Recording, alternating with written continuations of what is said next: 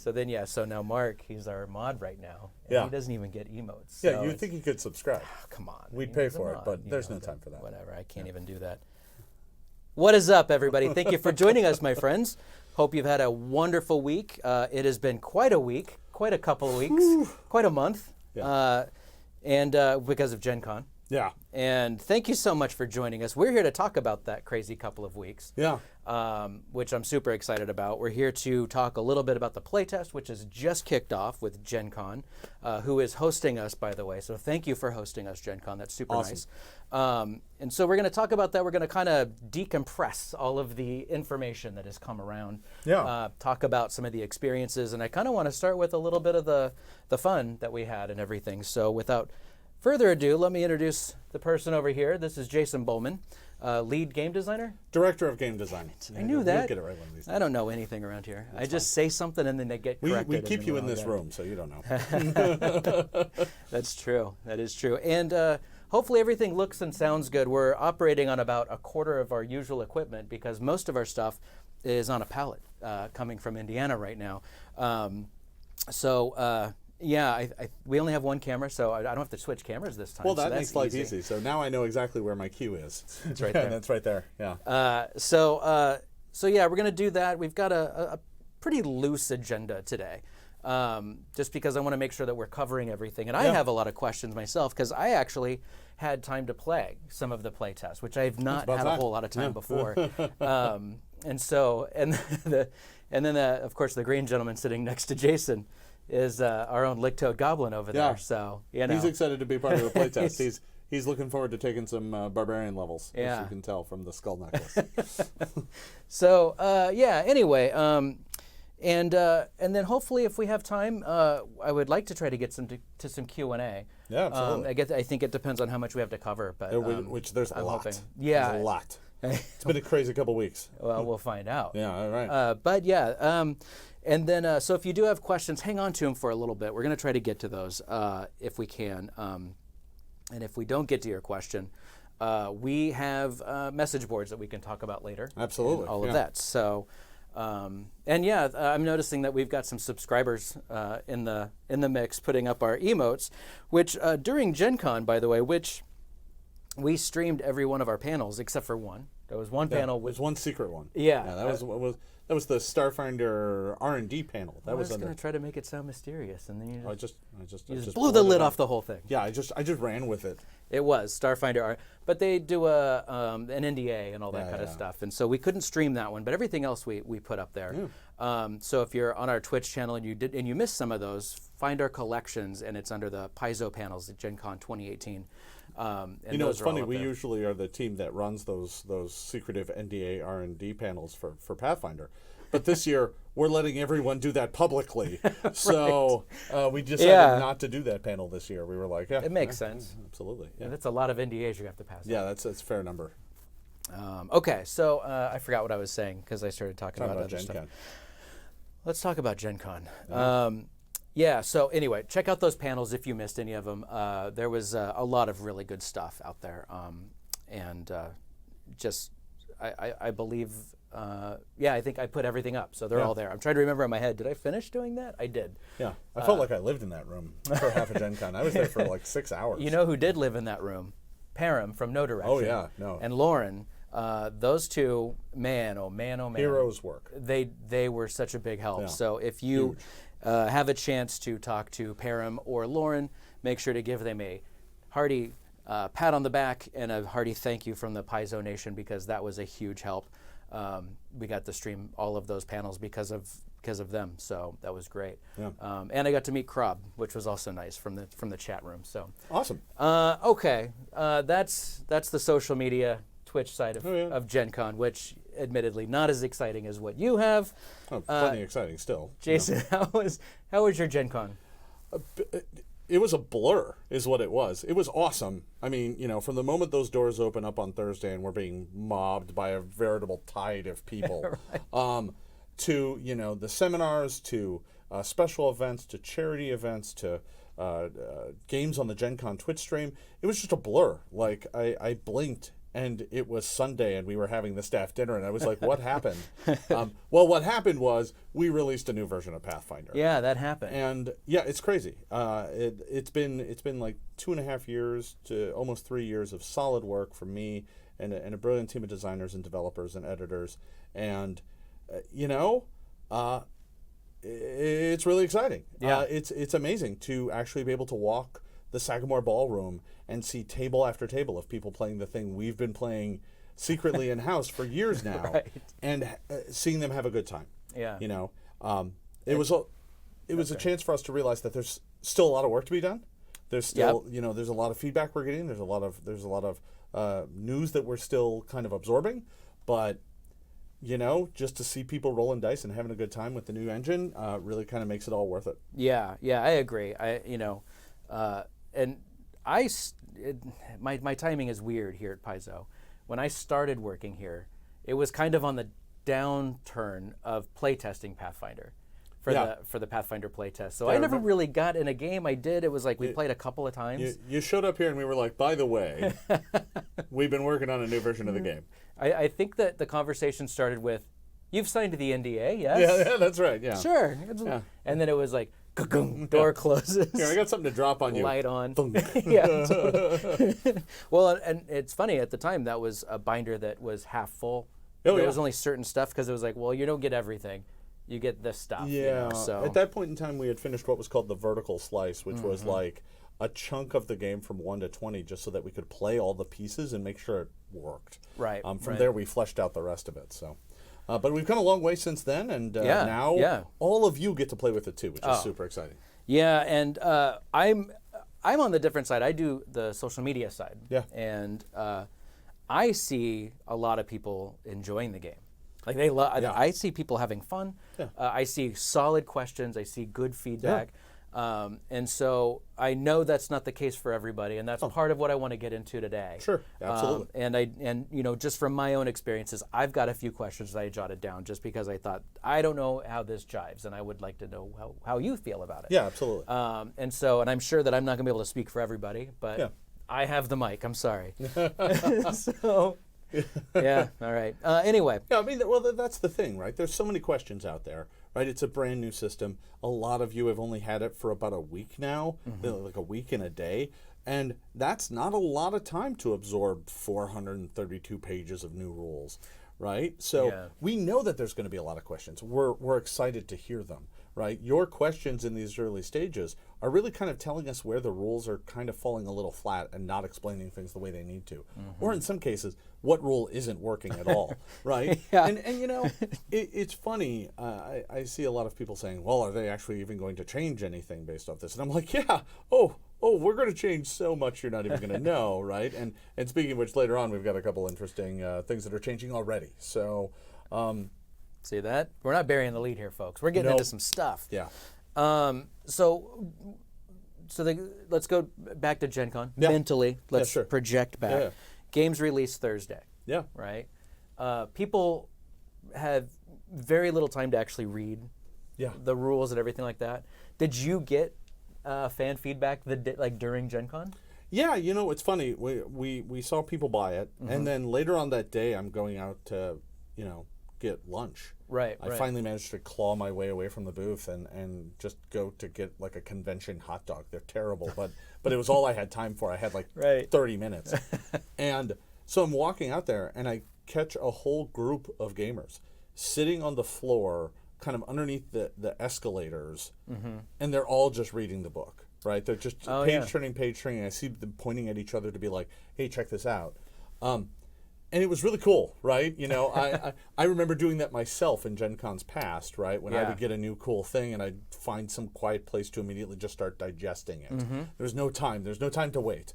But we did start getting some feedback later on in the show, right? We had people coming up saying, hey, I read this part, I was wondering about this, I have this question. Hey, this doesn't seem to be working as intended. And sometimes they were right, it wasn't working as intended. And at other times we were like, oh, you're missing this part here and it's, early days, and keep going, you'll get it. We got some strange feedback too. Some funny situations. Okay. Let's hear it. I had somebody come up to me and say, "So I have a serious problem with your game.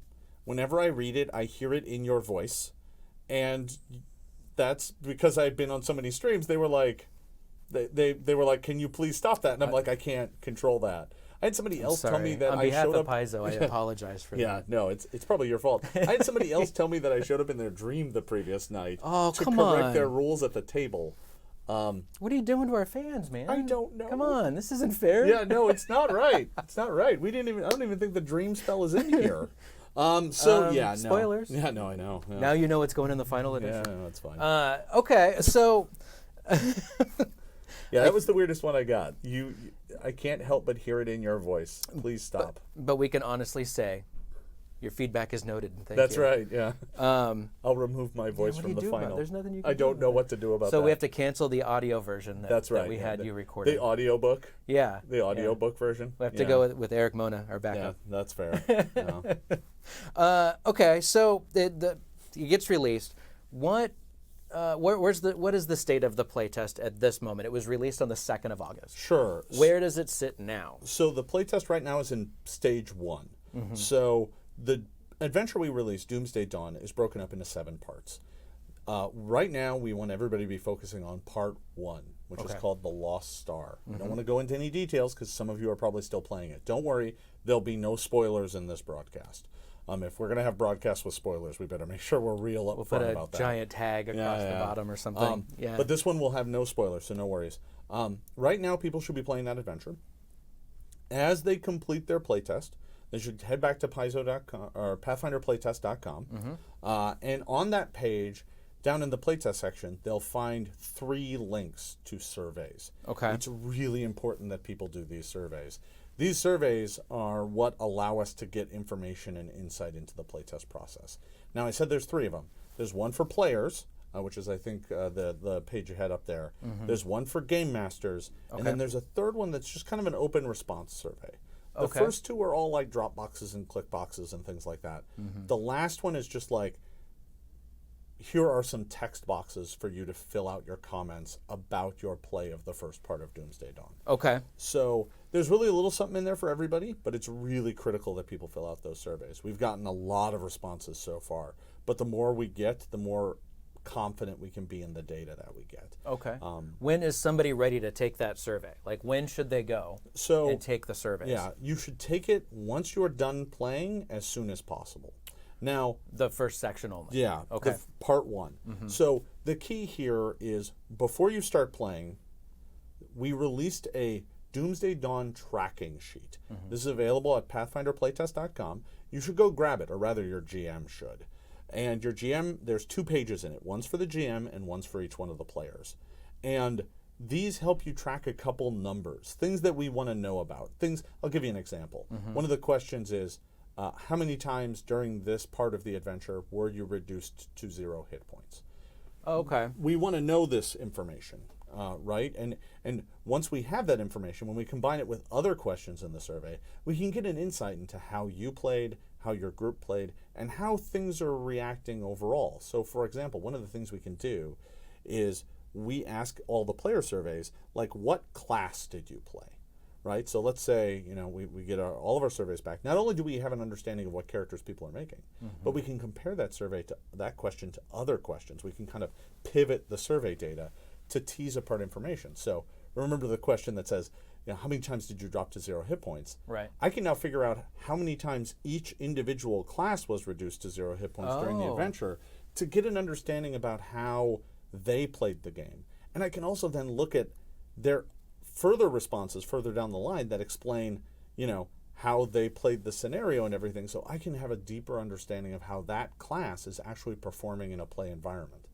This really helps us. This is data we've never had before, and I'm super excited to get as much of it as I can. Right. So now, let's say somebody is doing multiple playthroughs of the first section. Sure. Do you want them to go back and do it the same thing again? Or do you want it? So the only thing that's going to be a challenge there is that SurveyMonkey, the site that we're using, tracks your usage by your IP. Mm-hmm. So if you go, and once you filled out the survey, if you go back, it loads back up the survey you've already answered. Okay. So you can't answer again. So this really is a kind of do it once sort of playthrough. Okay. And then give us your feedback. Unless you have multiple computers. If you have multiple computers and you play multiple times, then you could give us multiple feedback. But we're really focused on making sure everybody has a chance to contribute at least once. Yeah. I got you, Critical Fumble. I got you. All right. Yeah. So, and I had somebody ask me the other day, well, what if I'm playing 2 characters? To be honest, for me to get the best survey data, randomly roll and give me one of them. Right. Okay. Like because your biases in fact interact those things. That's why we don't want people to know about what's in the adventures. That's why we don't want you to know what's coming, because your biases can kind of taint our data in certain ways. Right? There's some really crazy stuff coming up in this adventure. We're really excited to see people play it, but we really don't want them to know what's coming. Right. Okay, so I promise I will stop giving spoilers then at every show. Yeah, no, I mean, it's a serious problem. I don't know, you probably didn't see last show. I just sat right here with Doomsday Dawn and just like chapter 1, and like I read it. Yeah. And it was great, you know. Yeah, no, so. people seem to really like it. Outside this office. I don't know what you're talking about. It's great. And so, and then every time that, and then there's a full calendar of these sections for the playtest. Yeah. And then whenever that section is up, a new survey comes up. So what ends up happening is the current section of Doomsday Dawn will be going for a little over 2 weeks. So we'll finish up part 1 a little bit over 2 weeks from now. It'll be on the Monday after 2 weeks from now. Okay. And when that happens, part 2 will launch, and we'll launch the surveys for part 2 at that exact moment. Then we want people to play part 2 of Doomsday Dawn. And from that point forward, we'll be going in a 2-week cycle. So you'll have 2 weeks to play each part. If you keep going at a nice regular cadence, you should be able to finish the whole thing by, I think it's early November. Yeah, okay. Yeah, that sounds about right. And then really quick, happy shout out to that Dragon Show.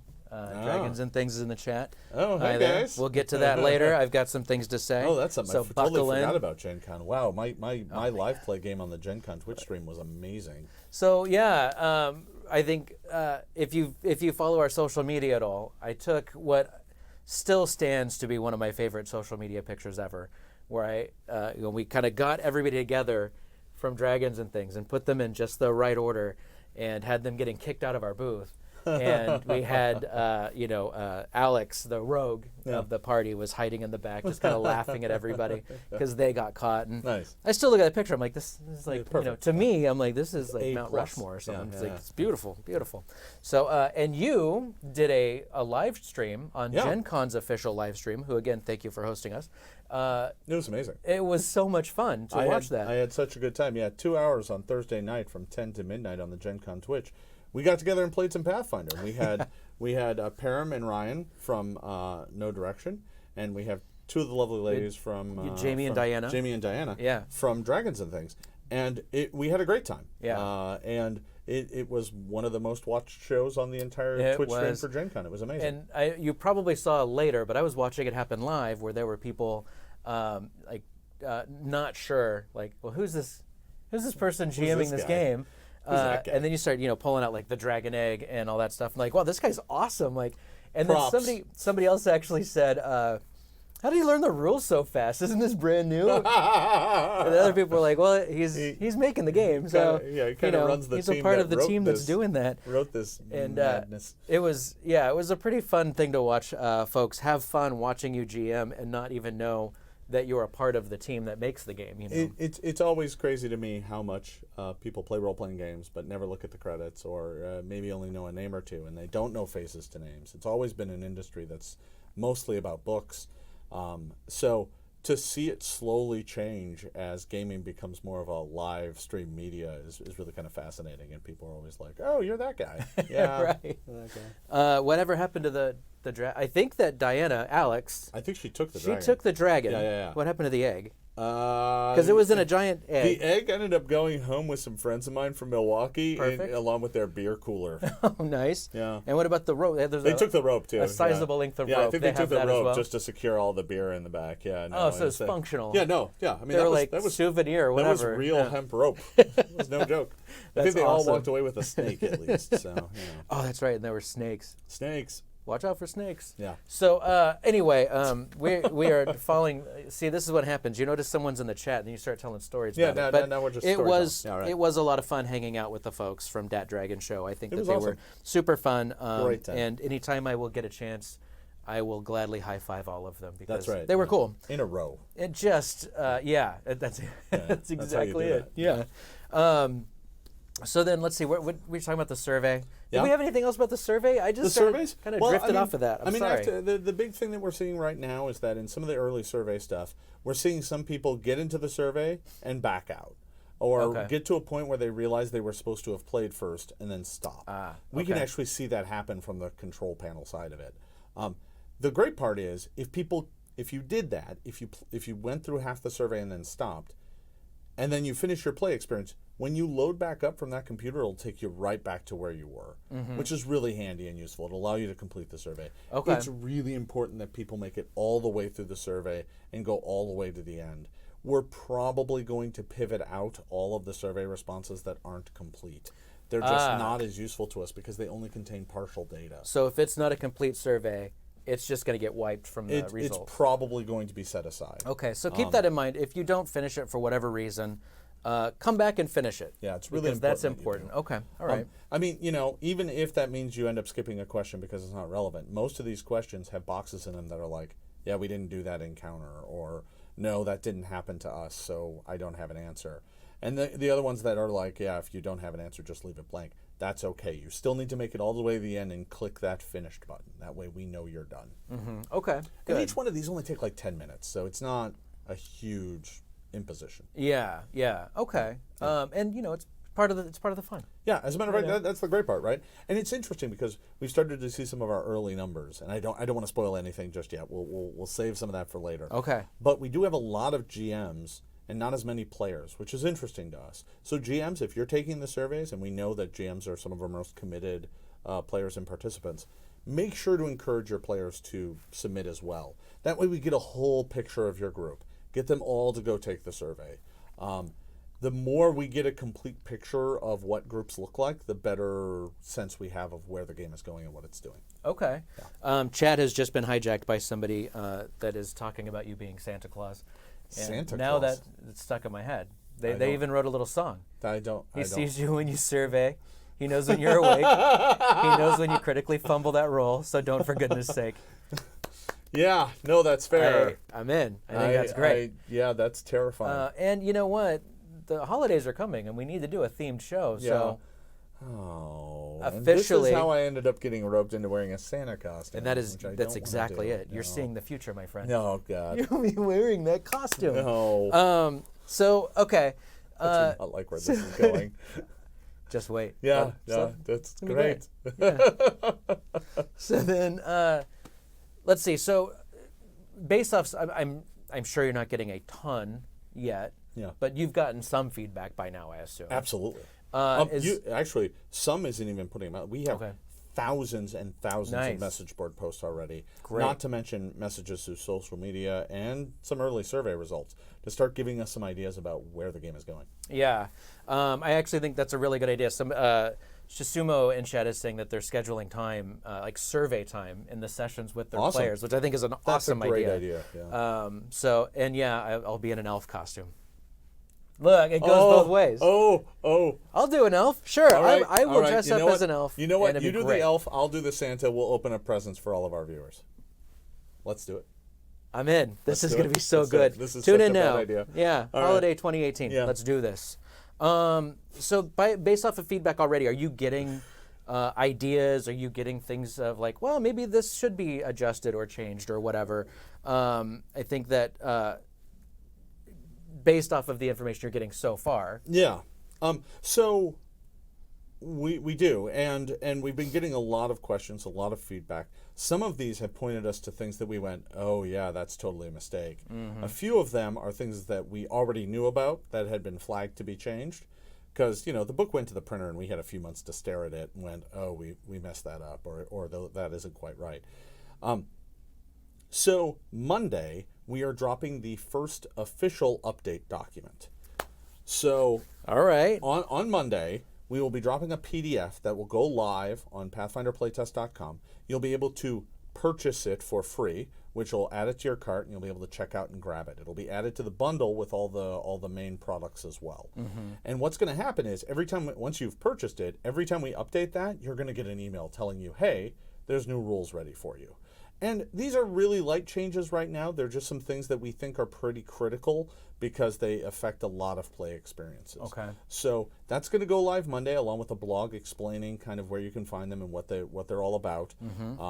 It also kind of recaps some of the survey data I just talked about as well. So that'll be a blog on Monday. Okay. And it'll go live with the update document, which I happen to have right here. What? It was in frame the whole time. I really wish that was out of frame, and it just kind of... No, it just kind of... what we need is an assistant that just the hand comes out of nowhere and hands us the stuff. No room for anybody else. No, like, fair. if I pull that camera back, like another foot, first of all, it's going to be against the wall. Yeah, no, it'll But be then second of all, you'll see that it is... This is the... You're seeing the We're room. here. Yeah. But yeah... Stream closet. Yeah, you're not wrong. All right. So you've got some special things here. I've got some of the rules updates right here, right now. Okay. And for those of you who are playing this weekend, feel free to use these. But I'm going to give you the top 5 rules updates. Yeah, very nice. Yeah. I'm going to give you the top 5 rules updates from Monday's playtest updates. Okay. And all of the updates that I'm talking about right now are updates that we are calling critical updates. Critical updates, okay. They are updates that will affect a lot of tables, either because it's a base ability of one of the classes or it's a core rule of the game. There are some other updates that are going to be in here as well, but they're kind of less in scope, and there's a decent chance your table won't even interact with them. But if they do, we want you to know because they're important for people who do interact with those rules. Right. But the ones I'm talking about right now are relatively critical. So we're going to start with number 5. Alchemists have a quick alchemy ability that erroneously states that it can only be used on alchemical items of the common type. It can't use on uncommon or rare alchemical items. That was never our intent. That was a typo that was left in there. So we are changing that back from common alchemical items to just alchemical items in your formula book. So you can use quick alchemy, which is the thing you do at the start of the day to make alchemical items, to make any alchemical item that's in your alchemical book. Okay, all right. So that's a big change. Anybody who has an alchemist at their table, this will affect them. Okay. So, big change. That was number 5. Big change number 4.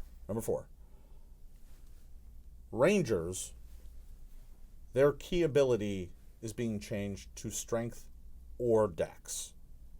It was just strength before. We're changing it to strength or dex. That was an oversight. We know that archer rangers are important. We don't quite have our feet mixed quite right to make all of those things work. But archers are now strength or dex. This will be going live on Monday. You're getting a big preview here. I know. I think this is the biggest scoop our Twitch stream has ever gotten. Get used to it. This is great. Get used to it because for the next few months, this is what you're getting. Yeah, and I'm already seeing Dex Rangers are go. Yeah. So, change number 3, and this one's a big one, and it's kind of a 2-parter. Buckle in. So, currently in the stealth skill, there's a bit of ambiguity when you're using the sneak action. Whether or not when you come out of sneaking you can stab somebody and they're treated as flat-footed. Right now there's a goblin feat called Very Sneaky that allows you to do that. We're now making it so that all characters can do that. What? So that's big. If you succeed at your stealth check and then attempt to strike a creature, the creature remains flat-footed against that attack and then you become seen. That's the key. Before that wasn't in there. And we're making it so that can be the case. Okay, yeah. Now, I know what you're thinking to yourself. You don't, but give it a shot. But that goblin feat that used to do this, well, what does that do now? Yeah. That's part 2 here. That goblin We're not done. Phone the neighbors, wake the kids. That's right. We've got stuff flying everywhere. Here we go. The goblin feat, Very Sneaky. The entire second paragraph is being changed to read as follows. In addition, as long as you continue to take sneak actions and succeed at your stealth check, you don't become seen, even if you do not have concealment or cover at the end of your sneak action, as long as you have cover or concealment at the end of your turn. So what this means... Okay. That's your confusion. Yes.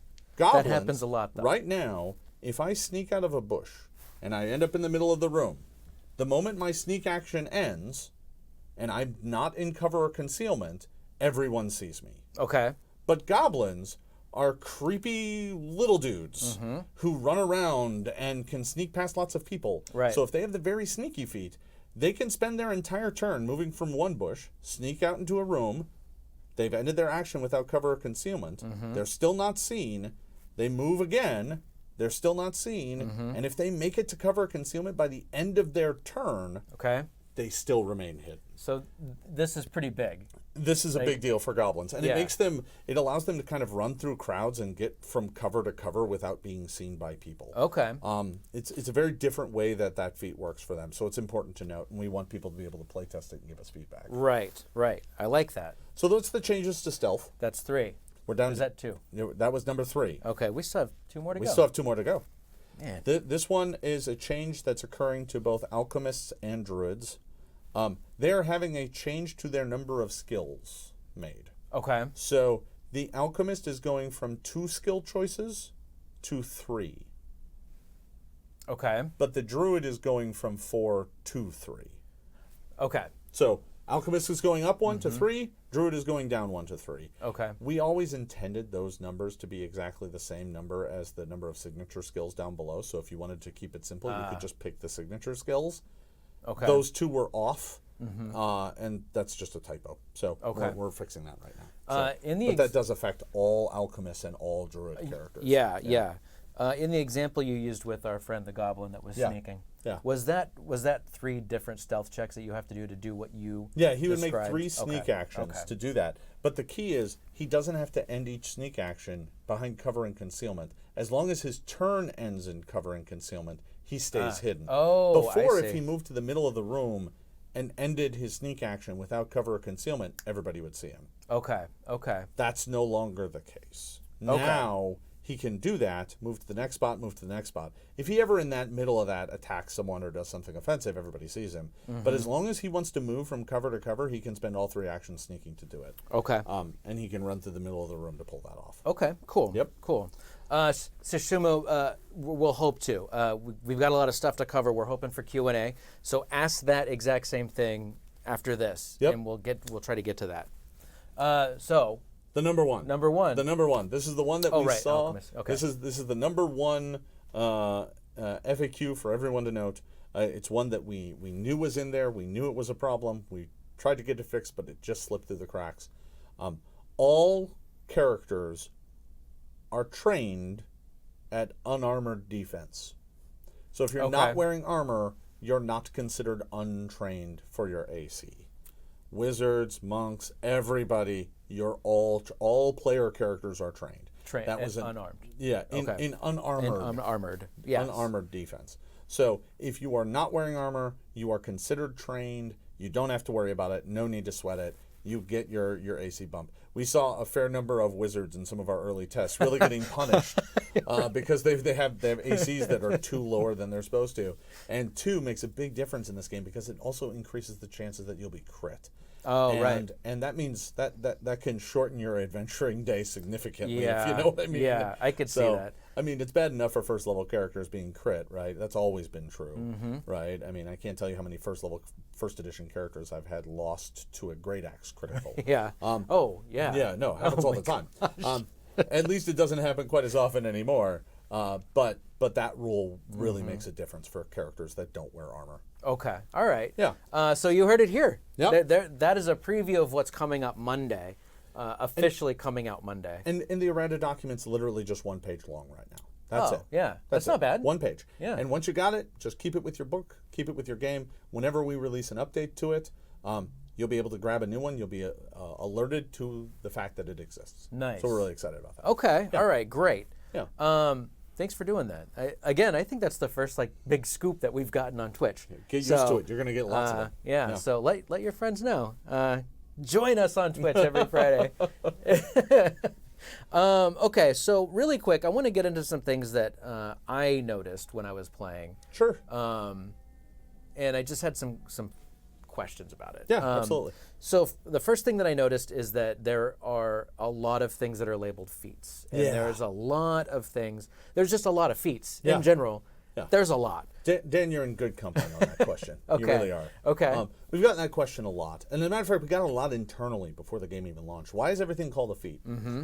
What it boils down to is when we were rebuilding parts of the game, we kind of stepped back and we said, boy, we have an awful lot of class mechanics that allow you to differentiate your character from other members of that class by making choices, right? Think of barbarian rage powers, rogue talents. Yeah. But we had them in other classes as well. Arcane discoveries, Inquisitor. There were all these different tricks and hacks, and we had different words for all of them. Right. And whenever you learned a new character, you had to learn its specific hack. What made it even more complicated is that they all didn't work the same way, right? The barbarian one only applied during rage. The rogue ones weren't based on level, but were broken into advanced and regular. Others were gated by level. Others weren't gated at all, and you could take whatever you wanted. They were kind of all over the place, but they were all trying to do the same thing, which is choose a rule and apply it to you. And we started looking at it and going, boy, we already have things that say choose a rule and apply it to you, and they're called feats. Yeah. Right? They're the things that everybody interacts with. And we said, wouldn't it be a lot simpler for people if we just said, hey, throughout your character's career, you're going to get feats. And when you get a feat, it means go to an area and pick a rule and add to your character. And we'll tell you what area by telling you what type of feat it is. So if it's an ancestry feat, go to your ancestry, pick a feat there. If it's a class feat, go to your class, pick a feat there. Right. If it's a general feat, go to that chapter, pick one there. So what it allows us to do is simplify the framework of the game so that everyone can have an easier understanding, but still allows them to customize specifically because they're picking their ancestry, their class. Yeah, and then getting into the class feats thing. Yeah. So clearly there's a power level. Yeah, like some of them are a lot more powerful. Not all feats are created equal. They really aren't. No, they really aren't. But that's intentional. So in the previous version of the game, if I was making a first level fighter, I would say, oh, I get a feat at first level. Okay, great. I'm going to go to the feats chapter and I'm going to pick a feat. And when I got to that feats chapter, I would see that there's a feat called power attack and there's a feat called alertness. Alertness is a good feat, but it's not the best feat for a fighter at first level. He should really be looking at power attack or weapon focus or things that make him more effective at his role. Right. To learn that, he has to read all the feats, or at least a good section of them, and kind of parse it on his own. That's part of the learning curve of him playing a fighter. Worse still, if the wizard next to him is cribbing off him and like, hey, I see you're picking a feat there and I don't want to do the work. Power attack looks nice. The wizard takes power attack. That's a terrible choice, right? He's not good at those sorts of things. Yeah. So what you end up with is this weird sort of system in which characters have to gain a certain level of system mastery. And we stopped and we said, you know what? Not all feats are created equal. And for a character that cares about their skills or really wants their skills, in first edition they oftentimes had to sacrifice some of their combat effective feats to get those skill feats. So if you take those two kind of problems and mix them together, you quickly start to realize that not all feats are created equal, but we still want you to have those feats. So when it comes time for us to give you a feat, we give it to you in one of a number of different buckets. You get an ancestry feat, class feat, a general feat, skill feats.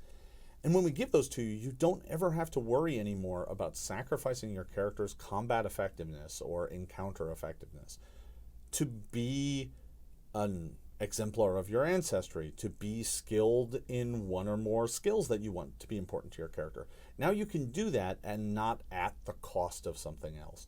So right. In the end, that means that some have to be a little bit more powerful than others. We want your class feats to be kind of the most powerful feats your character gets. That's why they're all banded on level, because those feats are the most critical feats for your character. Ancestry feats, skill feats, general feats, those both serve their purposes. Ancestry feats are there to tie you to your ancestry and allow that to be an important part of your character.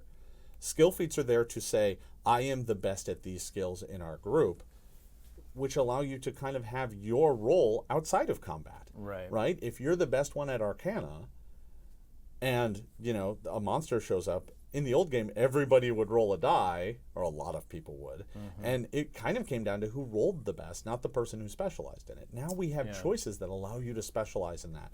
That way you can be the one that exemplifies that skill, who is the best at that skill at the table. It's kind of this weird sort of role protection, we call it, which is we want you to feel and have those moments to shine, and your feats let you do that. But we don't want you to have to choose that instead of power attack. Right. Yeah. It's an immersion thing. Yeah. For sure. Yeah. You know. Yeah. Okay. And then when it comes to ancestries, right? Yeah.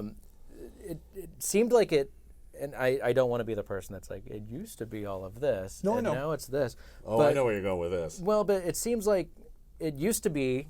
Now it seems like everything you get from your ancestry is kind of more the long. It's like spread out. Yeah. You know what I mean? Like it's true. long game now. Yeah.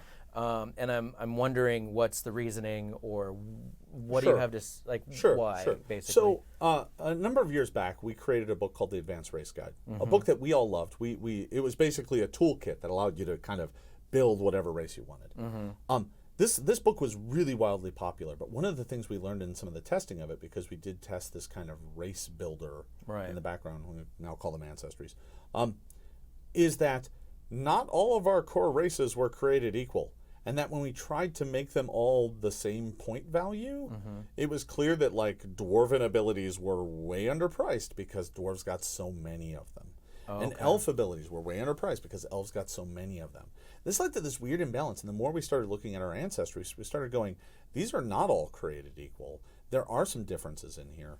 And when we started teasing them apart into feats, we started going, okay, let's try and figure out how these play out so that you can play the member of the ancestry in the way that you want to play them, but we're not creating one best ancestry as opposed to, the others, which are not as good.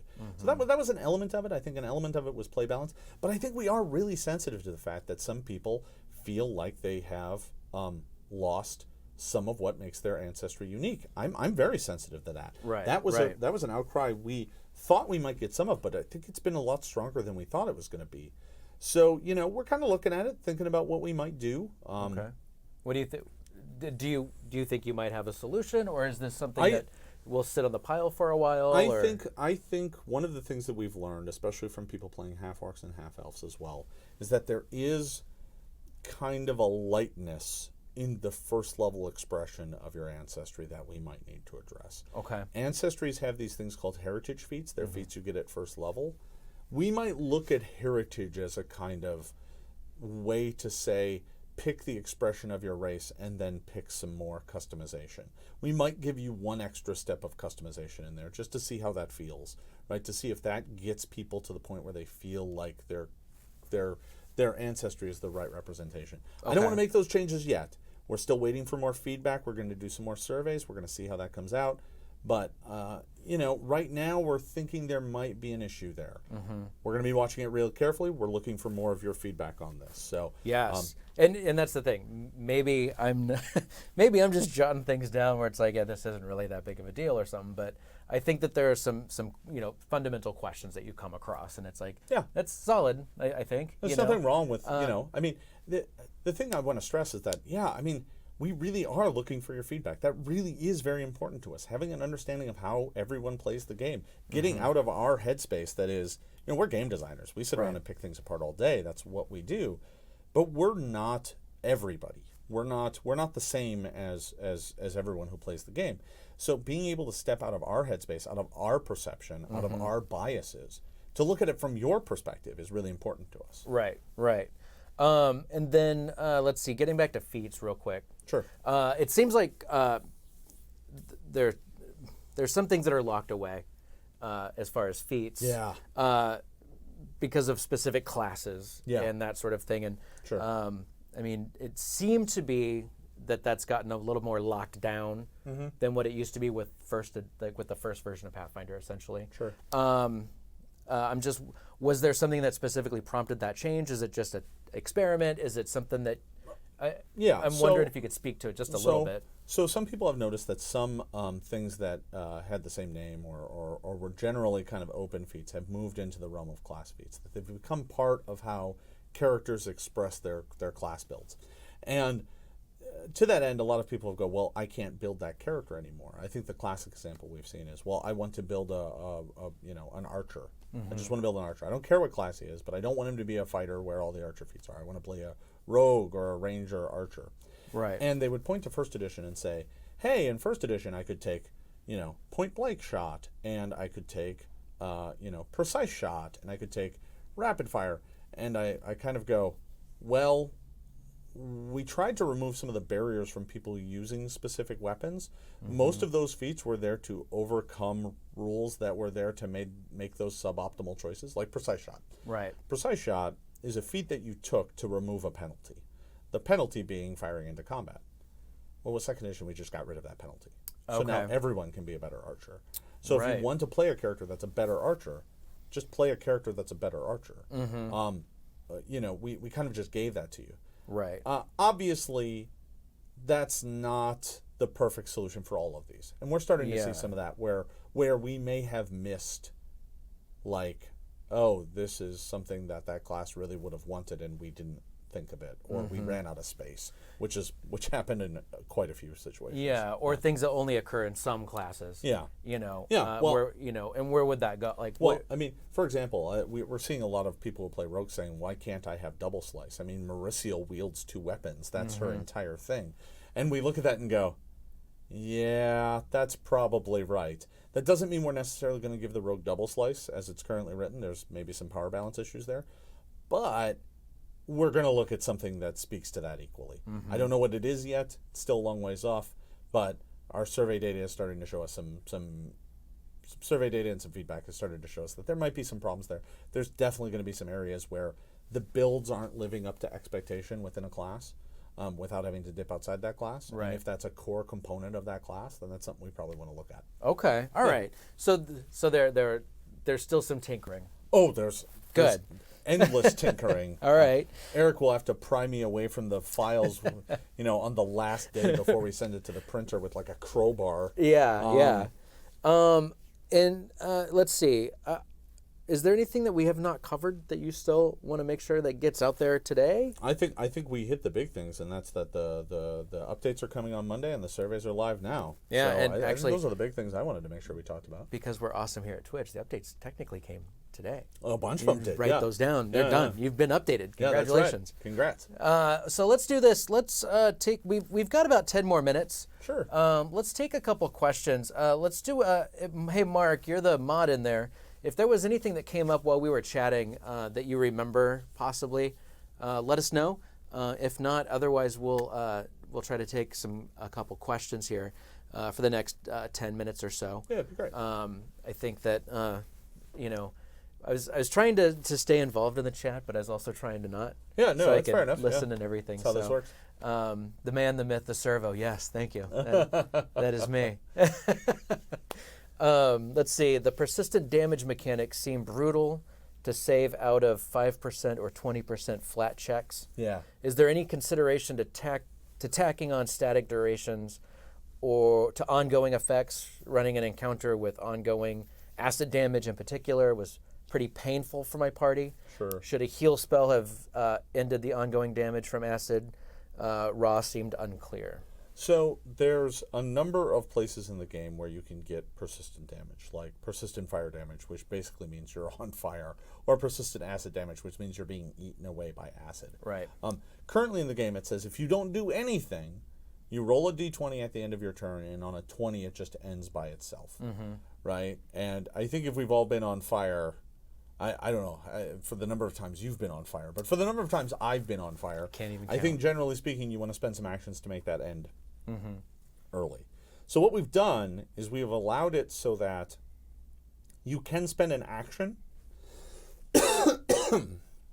to make a check at DC 15 to put it out. So if you spend all 3 of your actions doing that, you're probably putting it out. Okay. Sorry, everybody. We should have grabbed water. Yeah. I'm just now realizing. Talking for an hour. I know. It's a long time to talk. All right. So that is one way. I think for some of these as well, there's an automatic way for them to be put out. So if you're on fire, dousing someone in water puts it out automatically. I think acid might even work the same way, but it depends. I'd have to double check. Okay. Let's see. Did we cover why are signature skills being locked behind classes and MC feats? So signature skills were a chance for us to say, this is what your class makes you best at. It was an attempt at role protection. I have to be honest, though, we're looking at that with a big hairy eyeball. We might do away with that. Okay. I don't know. There's a lot of people. That was one of the first questions we got a lot of response on, was just kind of like, ooh, I'm not sure I get this at all. And we looked at it and went, yeah, us either, now that we're seeing it in print. So it's one of those things where we thought, players valued kind of only these classes can be the best at these things. And then we were like, yeah, maybe we should just let you be whatever you want to be good at and let the class step out of the way. The class does enough role enforcement already, right? Part of this is just us saying, you've decided to be this class. Can the other people in the party predictably rely on you to do what you're supposed to do, right? It's like, you're a ranger who isn't good at nature, who isn't good with animals, doesn't fight with bow or two weapons or anything like that. What do you do, right? It's just about party building and party composition. Okay. Let's see. We had a question from earlier being repeated. Are sorcerers really supposed to have 9+ int skills trained at first level? So, update number 6. Another update. It was this one. It's on here. I didn't list it. Oh, no. Are we like jumping ahead to stuff that we're going to see on Monday? Yeah. Oh, nice. There you go. Special update number 6. I love the chat. When reading the Bloodline entry and the Bloodline signature skills, change the description to you add the listed skills to your signature skills. You don't get them all trained. Sorry about that. That was a typo on our part. We actually had a thing earlier where you just got all of those skills trained, and they were your signature skills. That was an earlier build. Right. And we thought we changed it in all of them, and we did, except for the fact that we forgot the Bloodlines talk about it later in a different part, and we totally missed it. That is just a boneheaded typo. That'll be fixed as of Monday.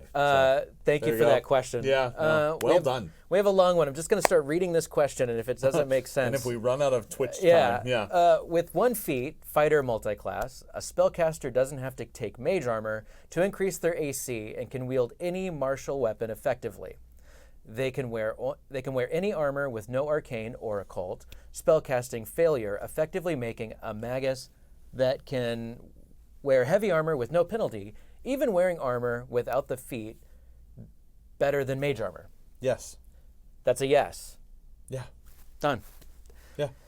I was waiting. What was the question? Well, was the question just here's the thing. Is that I didn't true? see a question mark in there either. I was like, I'm just going to start reading and try to read without scanning ahead, because it's like the chat's going pretty fast. I'm like, oh, we're going to start to miss questions here. That might just be is this true? And the answer is yes, it is true.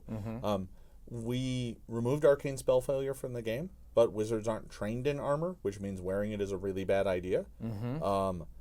And we kind of want to see what happens. I mean, to take that fighter dedication feat, you do need a strength of 16. So you already have to invest an important commodity of your character to get that. If you want an int of 18 and a strength of 16, you're not getting any other stats at 16. Right? That's it. The rest of your stats are going to be 14 or lower at best. So you're already have to making a significant choice of your character to make that build happen. And the moment you start doing that, hang on. Yeah. So that first one up there is just the setup. Oh, okay. Then they do the same thing again a minute later with the question at the end. Oh, okay. Is there a plan to add arcane? Oh, well, okay. Now there's the first time up there was no question. I promise you. All right. But the question is there a plan to add arcane spell failure or something similar? Not at the moment. No. We'll see how it goes. I mean, if people play this and we get a bunch of reports that it's broken and it really distorts the play experience, then we'll know that we probably need to do something like that. To be honest, arcane spell failure was always one of those rules that was designed to kind of punish a certain build idea, to say, oh, well, you can't have this and that. We actually think that with the limited number of choices you have, if you decide not to take some of those wizard metamagic feats, some of which are incredibly good, and instead decide to wield a sword, those two things should balance each other out just in your action economy. Yeah, sure, you can cast a 2-action spell and swing a sword. Right. As long as you don't want to move, which means you're standing next to the monster, which is typically bad. Yeah. So we'll see how it goes. Generally not good. No, typically bad. Okay. Let's see. Oh man, the chat's moving fast. Just as I start to. Let's see. Are there any feats being considered that allow goblins to automatically win Pathfinder? My adventuring party has been trying to win all week, and they are having trouble. That's from Goblin Cavalcade. Yeah. No, well done. Also, Player 80, good luck. First time GMing. Doing Doomsday Dawn. Oh, that's actually awesome. very bold to jump in and do the playtest for the first time. So that's awesome. Congrats. Good luck. My advice to you, read the adventure, take it slow. Don't be afraid when you make a mistake, and make sure to remember that you're there to offer a good time. That's the most important. Absolutely. Let's see. Mark of the Dragon has been seeing lockpicking, even as a rogue, sometimes takes 6 or 7 rolls to resolve. Is this intended or otherwise not seen as an issue, or is that unintended? So the current issue is that, especially in the first adventure, so this is one of those things, and I don't want to give any spoilers or anything like that, but picking locks can be very difficult. Okay. And very frequently, sometimes picking a lock will require more than one roll, more than one skill check, right? Thievery skill check, and that's because locks are very complicated, right? And it takes a few actions to do that. We're not sure we have the right number of actions dialed in just yet, but one thing that's interesting about this is a lock is a lock, right? It doesn't scale in level with you. It's not, because you're first level, it's not easy, right? It doesn't just become an easier lock just because you're first level, and it doesn't become a harder lock because you're 20th level. So it wouldn't surprise me if people are kind of running into locks and not knowing how to interact with them. But we'll see how it goes. Okay. Yeah. And then there was a question I must have missed, but it looks like someone kind of summarized it. Sure. Why don't bright lights offer dim lighting beyond their bright radius? I think right now that's just to keep the game element of it kind of simple, right? They used to do that where it's like, oh, bright light for 20 feet, dim light for 20 feet beyond that. I think we like that. I think it makes conceptual sense. I think it was a real pain for GMs to adjudicate the kind of different light radiuses and how they all interact with each other. So we kind of simplified it for right now, but we'll take feedback on it. If people really want it to go back the other way and don't think it's as big of a headache, we'll probably change it. I don't know. We'll take a look at least. I mean, that's the thing about all this playtest stuff. It's like people notice things and go, hey, this is kind of weird now. Why doesn't this work the way I thought it does? And I'm like, well, we changed it to make it simpler, or we changed it for this reason or that reason. Right. But we're always willing to kind of re-examine our decision-making and kind of go, did we make the right call? People are telling us we didn't, so maybe we should change it. Right, yeah. But we'll see. Yeah. Let's see. Shiny Professor, who we saw a lot of in the chat during Gen Con streams, so welcome back. Will the new adventure paths for 2nd edition have backgrounds for character building like Doomsday? I think that is kind of our plan, but Doomsday is kind of not just a test bed for us to run adventures, it's also a test bed for us to write adventures, right? So with Doomsday Dawn, we provided you character backgrounds. That's very intentional. We want the characters that you made at first level to have a background tied to the adventure. That's kind of important for us from a storytelling perspective. And that also ties your character to this adventure and its path going forward. So we'll see how that works out and whether or not people really grasp onto that. In the previous, in first edition, adventure paths very oftentimes had traits, and those traits would be attached to the adventure path as well. And sometimes later on in the adventure path, based on what traits you had, there might be something special in the adventure for you that's tied to you. It's a way for the adventure to speak to your character, not just your character to speak to the adventure, if that makes sense. Right. Yeah. I think we have time for one more, and I'm going to let you choose what you want to do here. I see 2 at the very bottom, and then there's some up in through the chat. I'll let you choose one because we're actually kind of getting close on time. So there's 2 questions here, and one of them is about resonance, and one of them is about longbows. And one of them is relatively short, so I'll take that one first, and I'll try and touch the second one too. We're gonna do an extra bonus minute. I'm okay with that. All right, so the longbow question. Somebody asked, will volley be removed from longbows to give agile to short bows?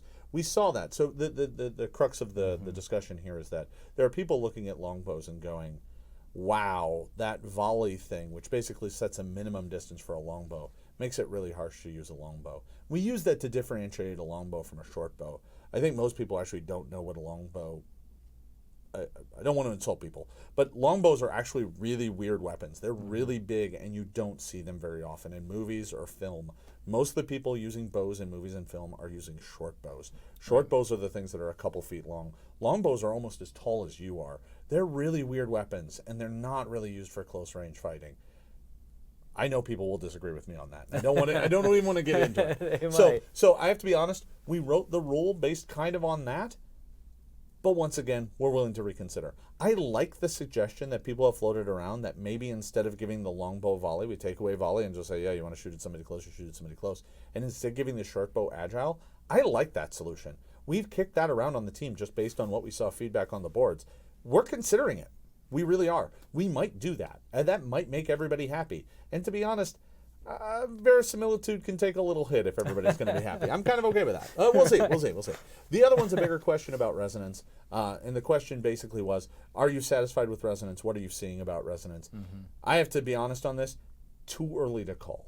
The feedback from Doomsday Dawn doesn't give us enough information yet. The only real characters interacting with resonance during Doomsday Dawn are alchemists. The other characters aren't. We are kind of teasing apart some of the information to see who's spending resonance. One of the questions in the surveys talks about how you spent resonance and stuff, so make sure to track that during your game. That's in the tracking form. It says, track how many times you were reduced to 0 resonance, and track how many times you critically fumbled the check to overspend on resonance, which means you were cut off from magic for the day. We really want to know those numbers. So far, the data is way too inconclusive for us to make any decision about how resonance is actually affecting the game table. Okay. We got to wait till steps 2 or 3 or maybe even 4 or 5 for us to start getting very solid data on that. That said, we've heard the universal outcry about universal's a bit strong. Yeah, there's a lot of people who say, I get why you're doing resonance. I just really wish it didn't apply to X, Y, or Z. Very frequently potions. Yeah. I get why you're doing resonance. It makes sense from a game perspective. I just don't like that it applies to potions. I've heard that said to me about a dozen times. We get that, right? Resonance was always one of the systems that was kind of the most far out there and experimental. When we introduced it in the office, I got a whole bunch of people in the office who looked at me like, I don't know about that. And we said, yeah, we know. We're not mad, we're just disappointed. Yeah, no, it's fine. We'd like you to, why don't you come take a seat? And I didn't quite, we've explained it to a lot of folks. We've explained why and the hows, and I think we could do an entire show just talking about resonance. Not that any of you would watch it. Or maybe they would. But we're still looking. We're still thinking about it. We're still considering it. We want to get more data and see how it plays. And once again, this ties back in. This is why the survey data is so important. Give us those surveys. Message board feedback is great, and we love it, and we're interacting with folks on our boards. But surveys are where it's at. They actually give us concrete mathematical proof of what's working and what isn't. So when you play your games, note this stuff and send us your feedback. It'll help us in ways you can't even imagine. Yeah, that's true. That is so true. All right. I know we didn't get to everybody's questions, and I'm really sorry about that. However, the forums, our message boards, are a really good place to go because you and your team are on those message boards. Me, Mark, Steven, and Logan are all on the boards. We're trying to post. There's a lot more of you than there are of us, so we can't post at the same rate you guys do. But we do try and keep track of as much of this as we can. And rest assured that if we're not commenting, we're at least reading. Yeah. Sometimes we like to allow the fans to kind of work things out themselves. We don't like to always intrude on people's discussions because we come in as the voice of God.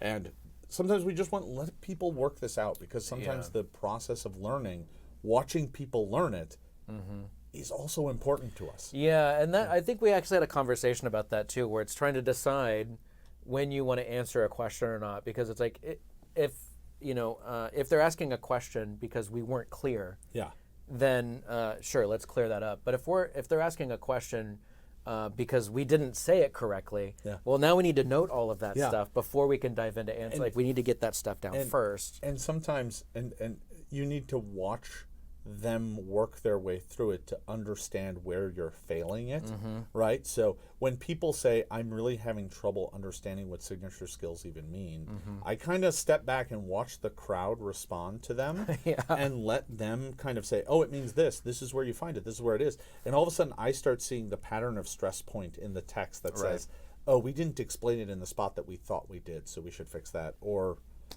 maybe just get rid of it. Maybe just... Oh, we'll see. We'll see. Who knows? Who knows? It's called a playtest, folks. Future That's why Paizo Friday. You never know. Yeah. So with that, we are going to put a bow on this discussion. Awesome. Hit up those message boards if you still have questions, and I'm sure you do, and I know we didn't get to everybody, and I'm really sorry about that. You know what? I'll take one last question. I got Krob on the boards here saying, can I answer what the best thing about meeting all the people from GCP Nation was? Of course, it was meeting Krob and meeting Molson. Molson was nice enough to bring me a bottle of whiskey. Which bring me a bottle of whiskey. I don't know what's going on here. Yeah. Twitch, being on Twitch has its privileges, I guess. And apparently that's right a bottle of whiskey. Yeah, all right, fair enough. So that was nice. Anyway, thank you so much for joining us. I had a great time with this. I hope you had a fun time. We do this stream every Friday. In fact, every other Friday coming up is going to be dedicated to the playtest. Yeah. So we're going to do a regular Paizo Friday, and then the alternate alternate Fridays will be a Pathfinder playtest Friday. And then ultimately leading into more programming throughout the week. Absolutely. That we want to start doing, because I want to make sure that we're able to talk about all of our products equally and have more time to talk about the other things. And so that means adding more shows. And so we've got some fun, exciting things coming up. There's a lot of work on my end that's going to be getting done very soon. And it's going to, I hope, make this channel a lot more vibrant for everybody to want to be here on a regular basis. So awesome. We'll see. I saw that tonight, just so you know, Dragons and Things is going live at 6 p.m. And today they've got a guest GM, Ben Birch Quigley, awesome. is going to be GMing their game. So that should be really fun.